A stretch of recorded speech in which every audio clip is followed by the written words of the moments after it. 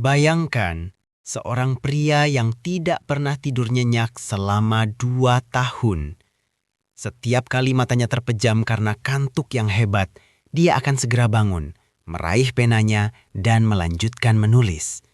Dia tidak mengejar jabatan, dia tidak mengejar harta, bahkan dia sengaja melupakan urusan pernikahan.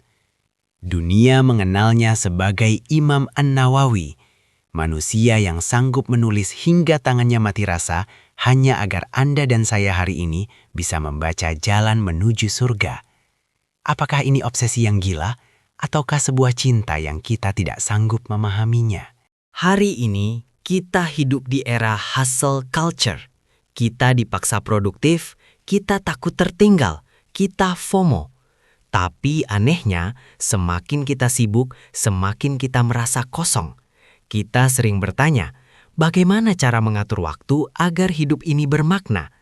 Masalahnya, standar produktivitas kita seringkali salah. Kita bekerja keras untuk sesuatu yang akan hilang besok pagi. Hari ini, kita akan belajar dari sang sultan produktivitas dari abad ke-7 Hijriah, seseorang yang karyanya masih kita baca di setiap masjid, namun hidupnya penuh dengan pengorbanan yang mungkin akan membuat Anda merinding. Dalam kitab Al-Ulama Al-Uzzab, karya Syekh Abdul Fattah Abu Gudah, tercatat sebuah dedikasi yang hampir mustahil dilakukan manusia biasa. Imam An-Nawawi datang ke Damaskus di usia remaja. Dia tidak datang untuk berwisata, dia datang dengan rasa lapar akan ilmu yang tak terpuaskan. Ketahuilah, dalam sehari semalam, Imam An-Nawawi mengikuti 12 halakoh atau pelajaran. 12! Dari subuh hingga subuh lagi, otaknya tidak pernah berhenti memproses wahyu dan logika. Beliau pernah berkata bahwa selama 2 tahun, punggungnya hampir tidak pernah menyentuh kasur untuk tidur pulas. Beliau tidur sambil duduk, hanya saat rasa kantuk benar-benar telah mengalahkan tubuhnya. Bukan hanya waktu, beliau memotong semua kesenangan duniawi. Beliau hanya makan sekali sehari setelah waktu Isya, dan hanya minum sekali di waktu sahur. Kenapa? Beliau takut perut yang kenyang akan membuatnya malas dan mengantuk.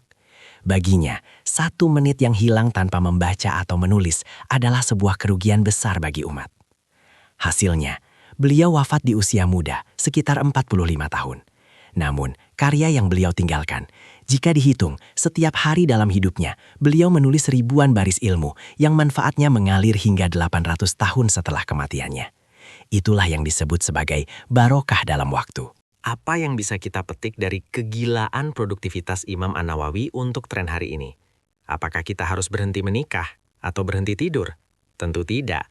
Poinnya bukan pada jomblonya, tapi pada fokus dan prioritas. Kita hari ini sibuk, tapi banyak sibuk yang palsu. Kita sibuk scrolling, sibuk membalas chat yang tidak penting, sibuk memikirkan komentar orang lain. Imam An-Nawawi mengajarkan kita tentang deep work. Dia membuktikan bahwa saat seseorang memiliki tujuan yang melampaui dirinya sendiri, yaitu demi Allah dan manfaat umat, maka rasa lelah itu akan berubah menjadi energi. Beliau membujang bukan karena membenci pernikahan, tapi karena cintanya pada ilmu telah memenuhi setiap ruang di hatinya, hingga tak ada lagi tempat untuk yang lain. Beliau adalah pengingat bagi kita. Jangan sampai kita sibuk mengejar dunia yang fana, sampai lupa membangun monumen amal jariah yang akan bicara saat kita sudah di dalam kubur.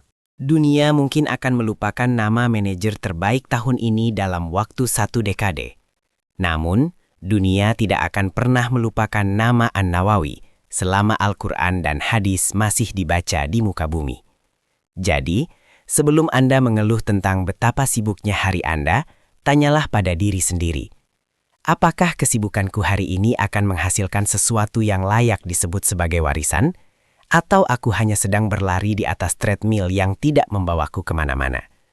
Semoga Allah memberkahi waktu kita sebagaimana Dia memberkahi waktu sang imam. Wassalamualaikum.